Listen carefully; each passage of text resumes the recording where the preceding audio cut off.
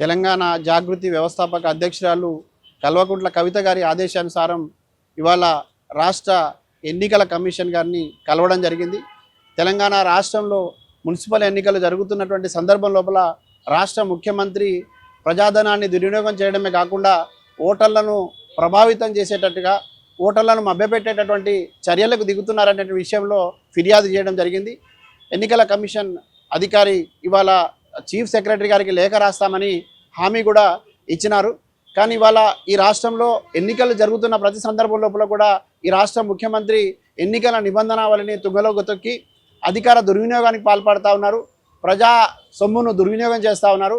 అదేవిధంగా ఓటర్లను మభ్యపెట్టడానికి పదే పదే ప్రయత్నం చేస్తున్నా కూడా అటు అధికార యంత్రాంగం ఇటు ఎన్నికల కమిషన్ వైపు నుంచి సీరియస్గా చర్యలు ఉండని కారణంగానే పదే పదే మళ్ళీ ఆ తప్పులు దొర్లుతున్నాయన్న భావన మేము ఇవాళ వ్యక్తం చేసినాం.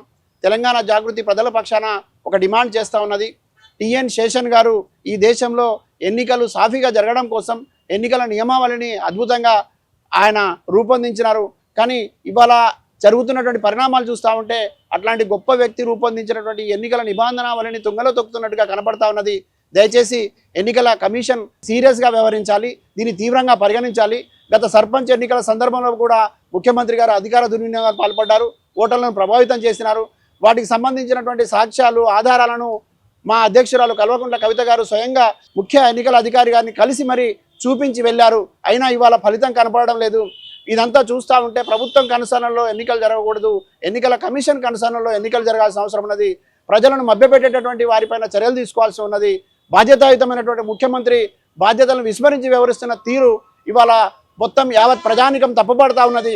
కేవలం రాజకీయాలకు మాత్రమే కాకుండా ప్రజాఉపయోగకరంగా రాష్ట్ర ముఖ్యమంత్రి పనితీరు ఉండాలి, ప్రభుత్వ పనితీరు ఉండాలి, అధికారుల పనితీరు ఉండాలి. కానీ దురదృష్టవశాత్తు ఇవాళ ప్రజలను మభ్యపెట్టే విధంగా, ప్రజల్ని పదే పదే ప్రభావితం చేసే విధంగా జరుగుతున్న తీరుని మేము వ్యతిరేకిస్తూ ఉన్నాం. మరీ ముఖ్యంగా రేవంత్ రెడ్డి గారికి ఒక మాట చెప్పదలుచుకున్నాం. మీరు ఎన్నికలకు వెళ్ళవచ్చు, ప్రచారం చేయవచ్చు, కానీ కాంగ్రెస్ పార్టీ సభల ద్వారా మీరు ఎన్నికలకు వెళ్తే బాగుంటుంది. కానీ ముఖ్యమంత్రి హోదాలో వెళ్ళి నిబంధనలకి వ్యతిరేకంగా వ్యవహరిస్తూ ఉంటే ఇక మీరు ఏ రకమైనటువంటి సంకేతాలు ఈ రాష్ట్రంలో ఉన్నటువంటి రాజకీయ నాయకులకు ఇస్తున్నారు, ప్రజలకు ఇస్తున్నారు అనేది అర్థం చేసుకోవాలని కోరుతూ ముమ్మాటికి రేవంత్ రెడ్డి చేసినటువంటి తప్పిదాలపైన తప్పకుండా ఎన్నికల కమిషన్ చర్య తీసుకోవాలని మాత్రమే బలంగా డిమాండ్ చేస్తూ ఉన్నాం.